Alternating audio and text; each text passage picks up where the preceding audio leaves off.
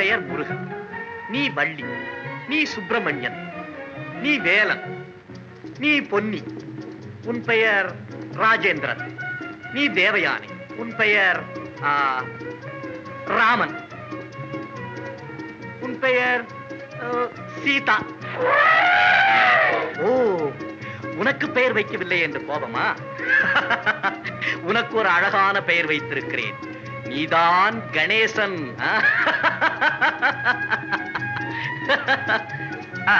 இப்போது எல்லோரையும் நான் பெயர் சொல்லி அழைப்பேன்.